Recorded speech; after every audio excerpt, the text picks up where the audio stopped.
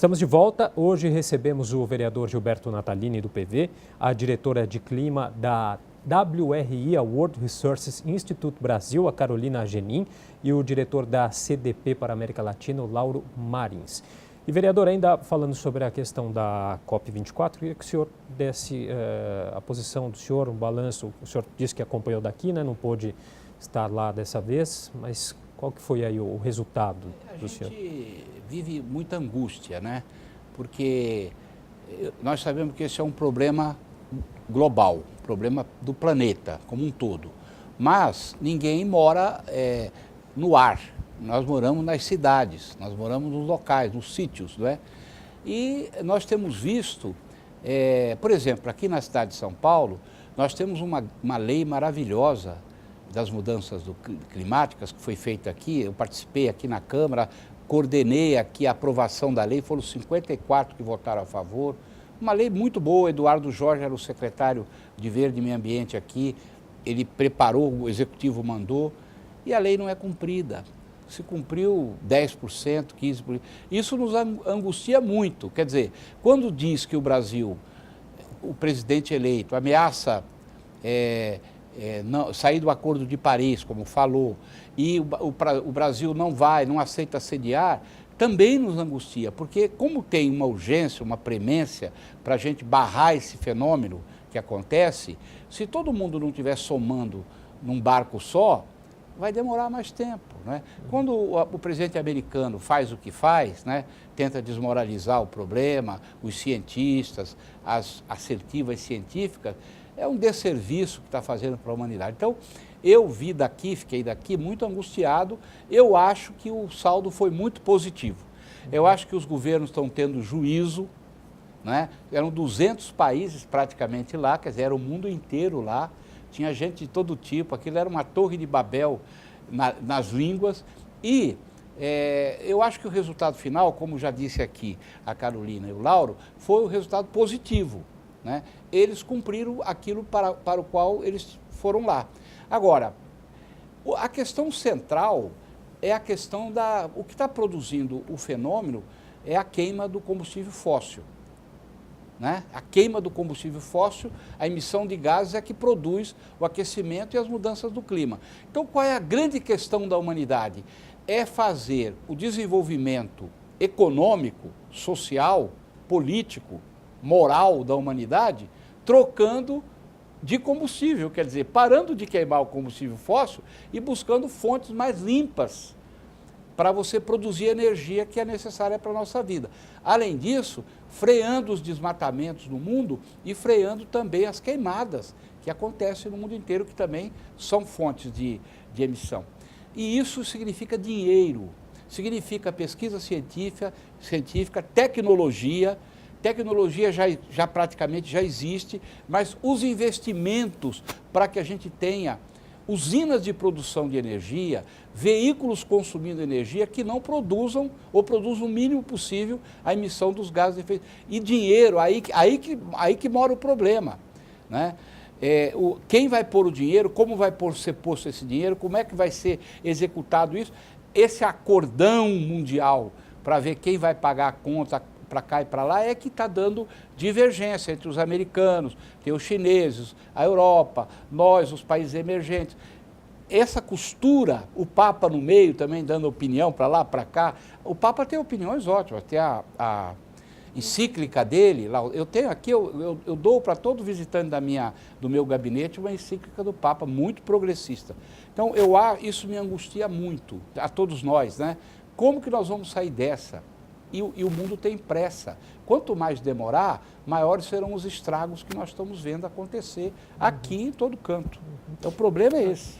Como o vereador falou da lei aqui no caso da cidade de São Paulo, né, tem crescido essa participação de representações de governos mais locais, né, não só no âmbito macro. Vocês percebem isso e o quanto isso pode contribuir também? Os governos subnacionais têm trabalhado cada vez mais nessa agenda, né? Acho que o grande exemplo disso é o próprio Estados Unidos. Desde que o governo federal disse, através dos depoimentos do Trump, que sairia do Acordo de Paris, você tem um grande movimento acontecendo nos Estados Unidos, dos estados e municípios disseram, não, a gente continua no acordo, a gente vai permanecer no acordo, levando essa bandeira efetivamente. olhando para a América Latina, que é a região que a gente cuida, a gente também vê esse movimento muito interessante de municípios e subgovernos levando também essa pasta e atuando forte nessa agenda. E no Brasil também, essa agenda tem sido puxada por alguns governos também. E você, Carolina? Eu concordo, eu acho que os Estados Unidos realmente foi muito interessante e é um sinal que a gente pode vir a ver no Brasil nesses próximos anos, mas foi exatamente isso, os estados reagiram, né, ao posicionamento do governo federal de uma forma muito positiva, muito proativa também. Por exemplo, a questão do mercado de carbono, na verdade, virou um mercado para vários estados. Nos Estados Unidos tem gente ganhando muito dinheiro com isso. E poderia talvez ser uma solução aqui para o Brasil, para alguns estados que se veem numa crise fiscal importante. A única coisa que eu somaria a isso é que eu acho assim, a questão climática é um desafio muito grande, porque a gente está angustiado, a gente quer solucionar o problema. Você também tá? Eu, como mãe, vivo angustiada. Eu, como mãe, vivo angustiada. Todos nós estamos. Né? Mas é uma questão invisível aos olhos do cidadão. Então, eu acho que, assim, conversas como a que acontece na COP, para muitos dos brasileiros, pode ser uma coisa muito abstrata. Né? Porque a gente fala, puxa, mas a gente vai ter que colocar dinheiro nisso, em vez de colocar dinheiro em saúde, em educação. É compreensível, mas eu acho que é justamente na cidade, trabalhando a questão climática dentro da cidade, a redução das emissões de gases de efeito estufa, é que o cidadão comum pode começar a entender melhor o impacto disso na sua vida. Por exemplo, poluição do ar.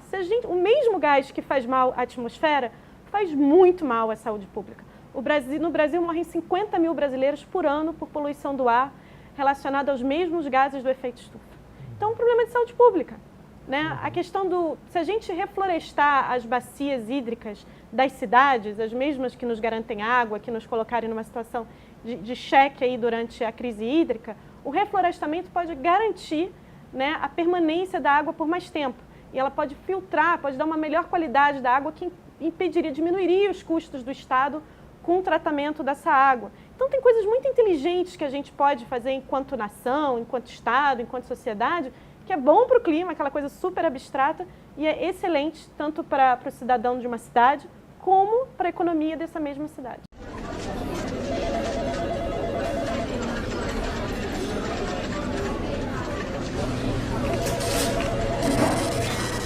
A gente fala muito sobre governos, né? Mas como que é a participação do setor privado, né? Qual que é a importância aí de grandes empresas engajadas nessa agenda?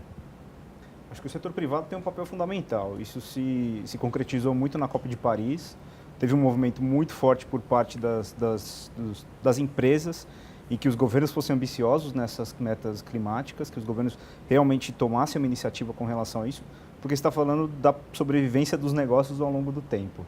E a gente vem acompanhando muito de próximo essa agenda, a gente vem engajando muito as empresas em como elas estão trabalhando, e a gente vê realmente que as empresas têm apoiado e têm feito disso uma agenda própria, que não é mais dizer que a sustentabilidade é uma área bonitinha dentro da organização, que escreve relatórios maravilhosos, mas é uma área que hoje faz parte de toda a organização e sim permeia tudo o que acontece dentro da empresa. A gente tem aí grandes e várias iniciativas nesse processo, o CDP lidera várias delas. Eu acho que a mais emblemática seria as metas baseadas em ciência, onde a gente pede para que organizações façam ou estipulem metas de redução de emissões, mas com base científica. E dizer qual que é a ambição dessa empresa para que realmente o mundo não chegue em 1,5 grau, 2 graus Celsius. E a gente vê mais de 500 organizações no mundo inteiro já adotaram metas baseadas nesse, tem mais de 500 outras tentando aprovar uma meta como essa, então é uma iniciativa muito boa, inclusive a gente trabalha com o WRI nessa iniciativa, que acho que é o que vai fazer a grande diferencial para os negócios também. A gente tem um dado aqui, né, que o Brasil possui 66,3% do território brasileiro de cobertura vegetal ou reflorestada, né, algo equivalente a 38 países da Europa. Qual que é a importância, né, dessa área aí para o mundo? Tanto é que todo mundo inteiro está de olho aqui, né? Quer dizer, quando o governo atual e os seus chegados gritam que o Brasil, que ninguém vai mandar na terra brasileira, falaram que não iam para o acordo do clima porque tinha um plano maquiavélico mundial para tomar a Amazônia da gente. São delírios, tá certo? Na verdade, como o Brasil mantém ainda uma massa de floresta muito grande, todos os outros locais que já desmataram, né? A maioria deles já desmataram, eles se preocupam em manter a floresta aqui. Mas eu sempre digo o seguinte, a floresta nossa é importante para o planeta, é sim. Mas se tirarem a floresta, nós aqui do Sudeste vamos ficar sem água, sem chuva. Isso também é uma discussão científica que está andando. Nós precisamos da floresta amazônica para que a chuva chegue aqui no Sudeste. Então não é só um problema para o mundo, é um problema para nós, tá certo? Então eu acho que nós podemos aumentar a produção da pecuária, aumentar a produção agrícola no Brasil, desde que você faça investimento em tecnologia, desde que você crie o gado diferente do que está criando, ou que você plante a soja diferente do que está plantando, com tecnologia, com avanço tecnológico. Agora, para isso tem que ter investimento. Volta no assunto do problema do dinheiro. Quem vai financiar? Nem o dono do boi quer financiar e nem o governo quer financiar. E aí fica fazendo o quê? Derrubando com trator Caterpillar, como muitas vezes fazem, ou pondo fogo, derruba a floresta, mete capim e bota o boi para comer. Enquanto der, da hora que não der, abandona aquilo, vai embora e deixa lá a coisa devastada. Então, eu acho que esse 60% de área que você falou do Brasil, eu acho que a gente tem que fazer o possível para manter, tem que reflorestar muito. E eu repito, é possível aumentar a produção agrícola, é possível aumentar a produção pecuária do Brasil, a agropecuária, sem precisar derrubar mais nada. É possível. Além de manter o que nós temos e saber explorar, do ponto de vista econômico, a riqueza que a biodiversidade oferece ao país, além da gente fazer isso, é questão de investimento, é questão de inteligência, é questão de presença de espírito do governo, que a gente ainda tem dificuldade que o governo tenha. Você precisa reflorestar aquilo que é necessário ser reflorestado. Vou dar um exemplo prático. Vai daqui para o Rio de Janeiro de carro, sendo dezenas de quilômetros, com aquelas áreas ao lado da Via Dutra, absolutamente degradadas. Nem criação de gado tem mais. Degradou tanto que aquilo ali, aquele local, é um local para que se faça um trabalho forte de reflorestamento. Devolver ali a floresta, porque aí as nascentes voltam. Enfim, você colabora com a série de questões. Aqui na cidade de São Paulo, eu faço um esforço descomunal para plantar. Descomunal, né? Mas a consciência da sociedade civil, das pessoas, dos munícipes, está aumentando na questão do plantio.